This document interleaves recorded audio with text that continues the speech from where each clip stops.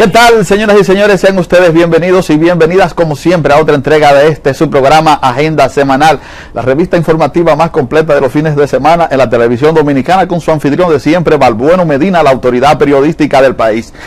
En el día de hoy tenemos un contenido como siempre renovado, actualizado e informativo para que ustedes se mantengan ahí frente a sus televisores dando seguimiento a los acontecimientos que se desarrollan aquí en Agenda Semanal. Quiero pues llamar la atención porque entiendo que una empresa privada no debe abrogarse el derecho, ni mucho menos la responsabilidad de establecer tasas o impuestos, ya que esto pertenece a las instituciones del Estado, en este caso a impuestos internos y a los demás órganos reguladores de ese tipo de pagos del Estado Dominicano. Y es el caso de Aerodón. Aerodón, una empresa que ya ustedes saben ha tenido algunos inconvenientes porque pasó de unas manos a otras, pero a partir de ahí las cosas no han marchado bien en los aeropuertos controlados por esta empresa.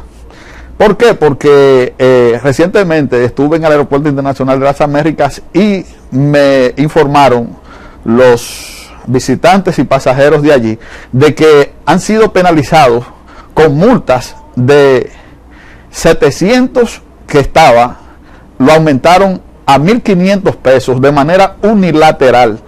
Y eso es porque parece ser que Aerodón tiene un negocio. Cuando usted va al aeropuerto, se estaciona para desmontar sus maletas. Si usted no quiere pagarle a un maletero para llevar su maleta allá a la aerolínea donde usted va a abordar vuelo, pues Aerodón agarra y se lo lleva y lo deposita en un lugar donde para entregárselo usted tiene que pagar 1.500 pesos. Eso es un soberano abuso que está cometiendo esa empresa en contra de los viajeros y los visitantes al Aeropuerto Internacional de las Américas, y me parece que esto se puede reeditar en los demás aeropuertos controlados por esa empresa. De manera que yo lamento esta situación, pero mi responsabilidad como comunicador es divulgarla como lo hice en mi artículo de esta semana, así como también en este programa Agenda Semanal. De manera que ahí está la denuncia, y que las autoridades que ven este programa, porque lo siguen ya 15 años de servicio a este país, es suficiente para que usted se acostumbre a ver Agenda Semanal, investigue esta situación. Mientras tanto, vamos a dar un vistazo a los principales acontecimientos económicos ocurridos durante la semana en su acostumbrada económica de Agenda Semanal y del periódico notamedia.com. Bien, señoras y señores, la veda que mantiene Haití al ingreso de pollos y huevos dominicanos a su territorio continuó siendo el principal tema de dominio de la agenda económica de la semana. Tras la visita de una comisión de alto nivel del gobierno haitiano a la Cancillería y no arribar a ningún acuerdo definitivo, el presidente Danilo Medina anunció que el Estado actuará con drasticidad para solucionar el impasse que ha afectado a los productores nacionales. Entre las medidas que el gobierno ha decidido disponer para enfrentar las pérdidas que han tenido el sector avícola se encuentra el de adquirir 500.000 gallinas ponedoras para destinarlas a los programas sociales que ejecuta el Estado a favor de los sectores más empobrecidos del país. El jefe de la misión del Fondo Monetario Internacional que visitó al país, Semek Gadesca, ponderó las iniciativas que ha tomado el gobierno de Danilo Medina para dinamizar la economía dominicana, aunque dijo que el país tiene retos muy grandes en términos financieros. Al término de una reunión que sostuvo con el ministro de Economía, Juan Temístocles Montaz, Gadesca señaló los pasos que hay que dar para mejorar el empleo en la nación.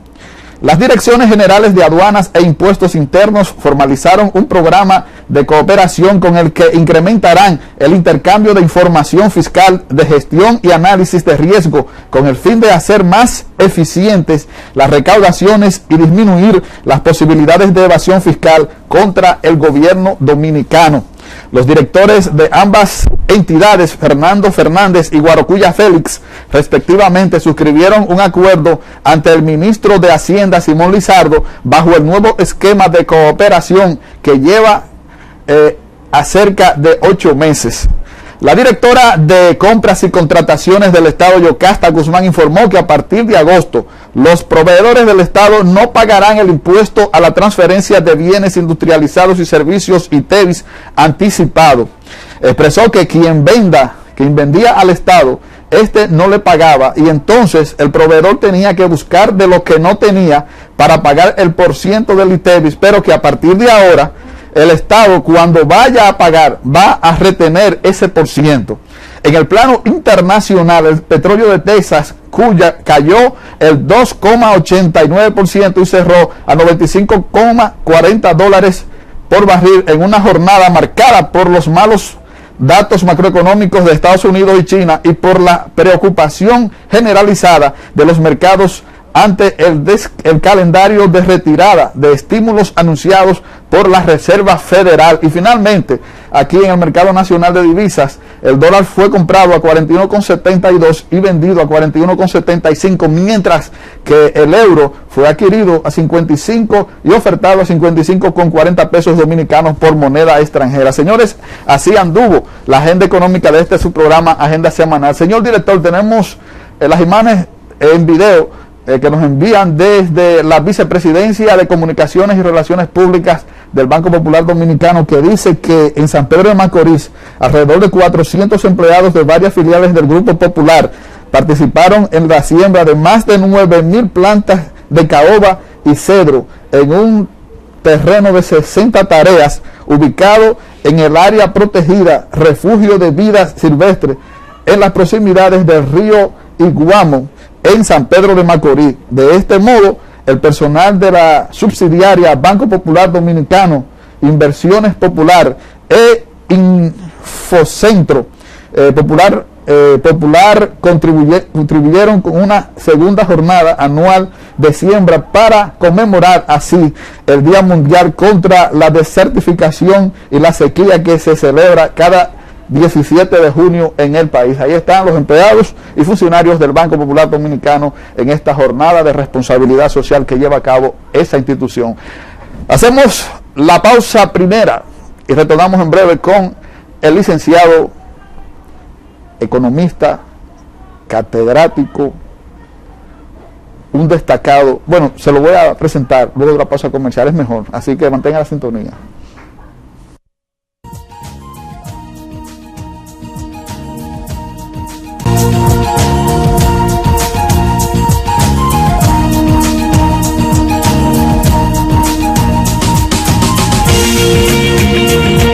El catedrático, el economista, el consultor que está con nosotros es el licenciado Carlos Cuello, uno de los principales economistas de nuestro país, a quien le damos una vez más la bienvenida aquí a Agenda Semanal. Y sobre todo amigo suyo.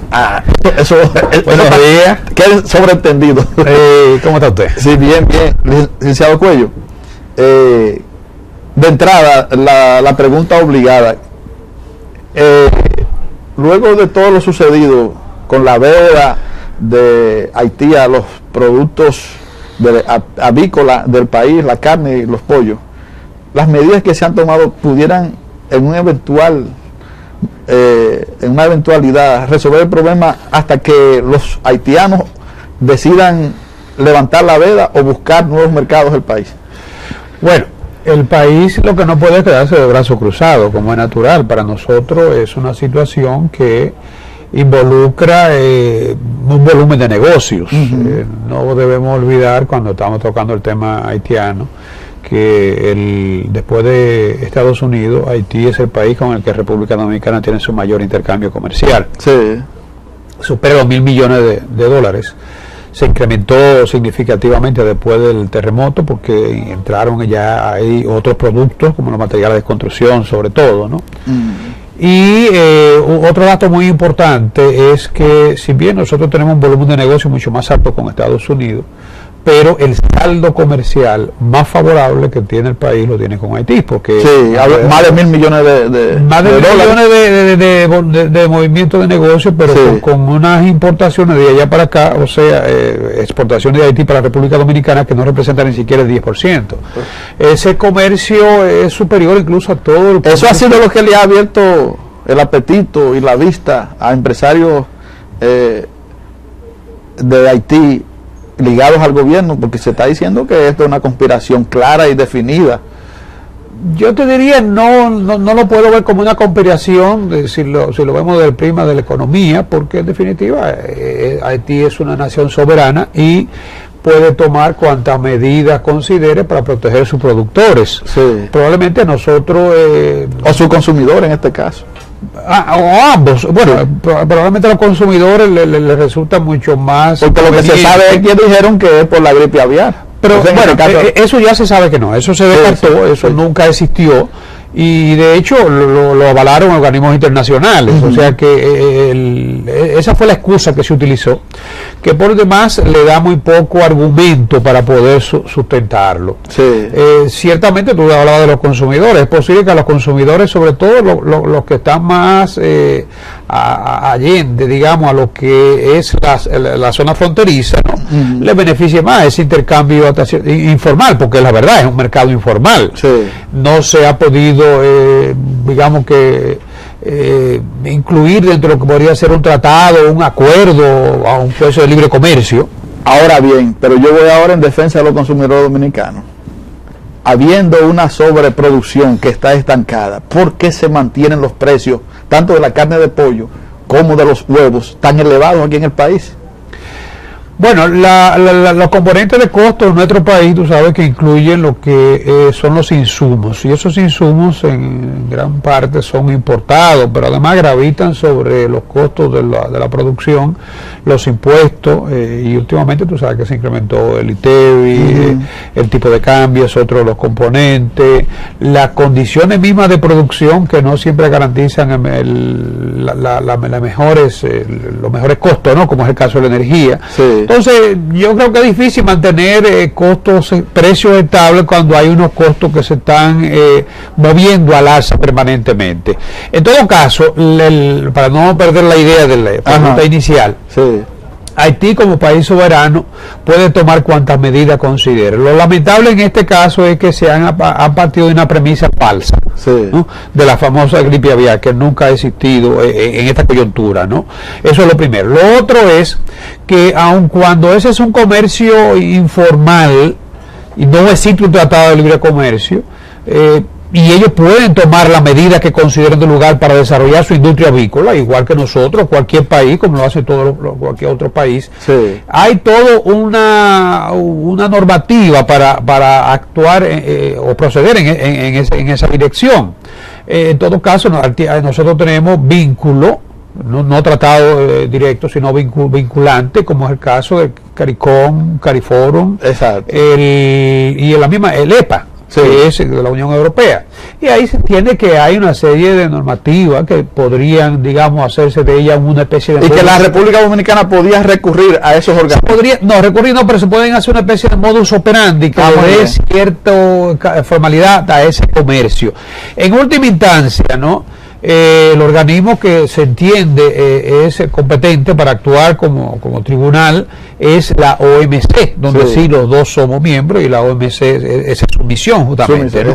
Arbitrar. Exactamente. Bien, vamos al próximo segmento. Cuando retornemos vamos a hablar de la decisión del gobierno de no firmar con el Fondo Monetario Internacional y del ambiente internacional que prevalece hoy, donde se ha informado que el turismo europeo ha reducido precisamente porque la crisis allí no ha cedido y los recortes que se han anunciado en los Estados Unidos.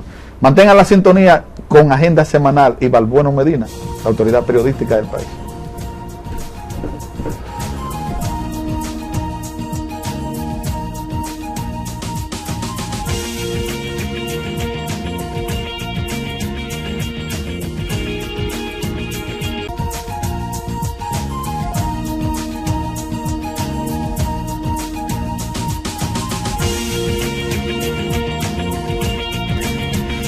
Bien, y como pues habíamos dejado en el segmento anterior, licenciado Cuello, comenzando por la parte esta del FMI, la primera parte, ¿está suficientemente preparado el país para decirle al fondo, váyanse, ya nosotros no queremos más acuerdos, estamos preparados para enfrentar la situación que nos viene desde el campo internacional. ¿Qué le parece? Bueno, el último acuerdo que el país tuvo, que fue un acuerdo de tipo stand-by, con el Fondo Monetario Internacional, fue data del año 2009. Precisamente expiró con el inicio del año pasado, que era un año electoral. El otro era el monitoreo solamente. Exacto, y el país no pudo cumplir con todas las revisiones, ¿no? Y se ha mantenido parado.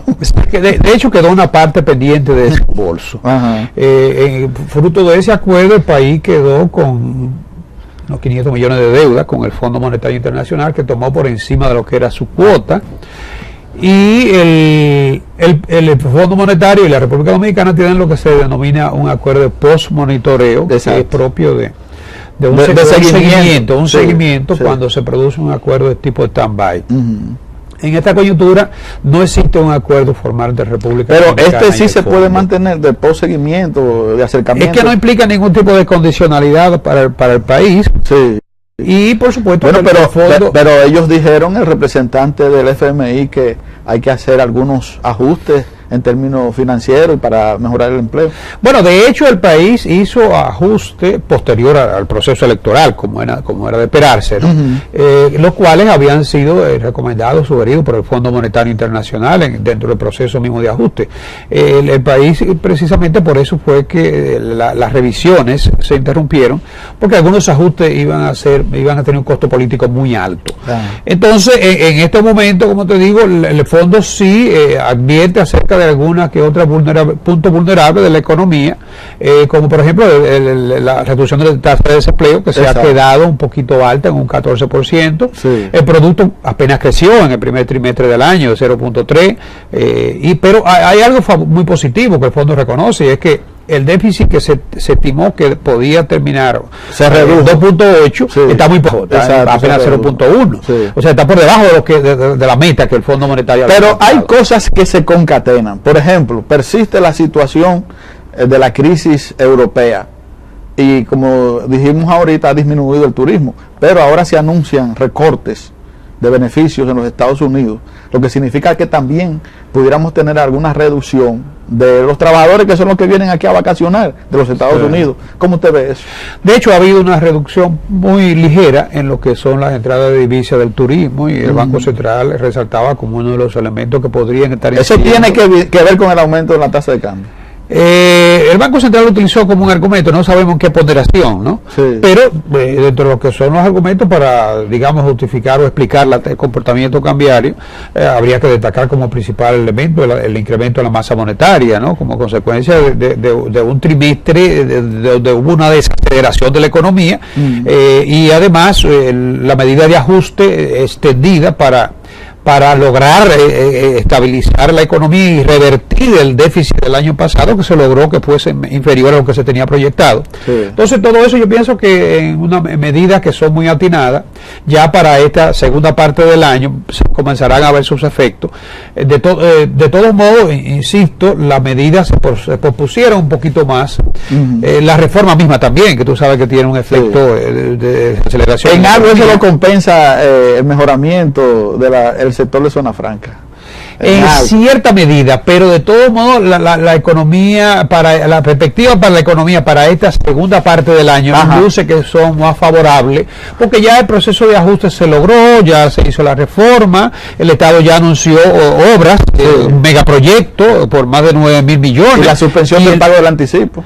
Exacto, y para las pequeñas y medianas. No, para las personas físicas, las pequeñas y medianas. Exacto.